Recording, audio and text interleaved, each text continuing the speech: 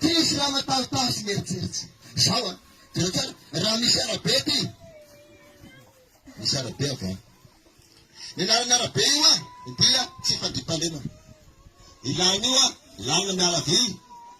Beronono mandeha Mangabe. Feno lobolobo. Ahoana ataontsika rehefa mandeha feno lobolobo? Saitsika kaitaitsy. Atahotahotahota. Tsy marina zay? Tena vaditsika ary fanenantsika anatin'ny aizinaizinao. Hay matahty fa tompo aiko iny malala ao biso. Nay defa natasika hoe tahandro aty. Tsy marina zay? Tena amizay anao mandeha amin'ny kapakapany zandarma aby iny milobolobo. Satria nangataka anao. Mba mangataka e. Haranay tsy fandriam-pahalemana. Mba meo mazava zay mo kolonely. Tianay ny hanina malamy. Tena tao kolonely. Nanapaka milobolobo tamina lalany tsy fandriam-pahalemana.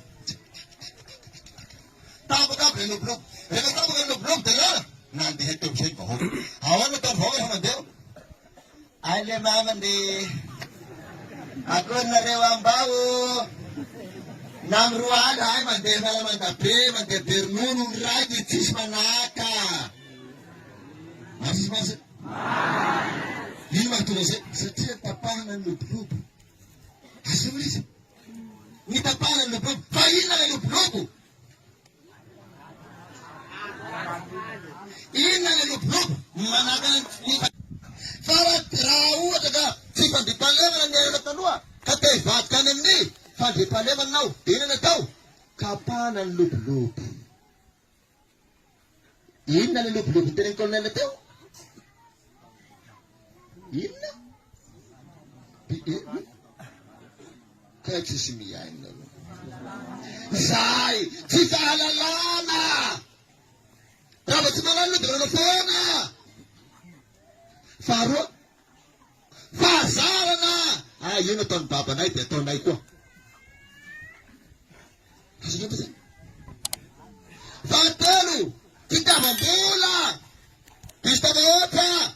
Farany nalalaka napaka. Ka hatramin'ny babany ary vonoany. Satria te handovan'ny fanana baba malaka. Fahaefatra, fankahalana, fititiavana, fialonana. Zany. Ary fahadimy farany dia iny. Ny tanàna miandro alo. Vao misy zandary mandeha tsy mahita mazava. Te hianona mpiala avao. Vao misy olo vaovao io dia minday. Ireny mila vahana avokoa. Mitaritra mahatonga zany zany. Ka ny atodiako eto dia nino? Hamahan zany amin'ny lalany fanetanana. Na ny antsoina hoe tagna maro ny fandriam-pahalemana izay imasoan'ny zandarmerie nasionaly amin'ny vanim-potoana iainantsika izao.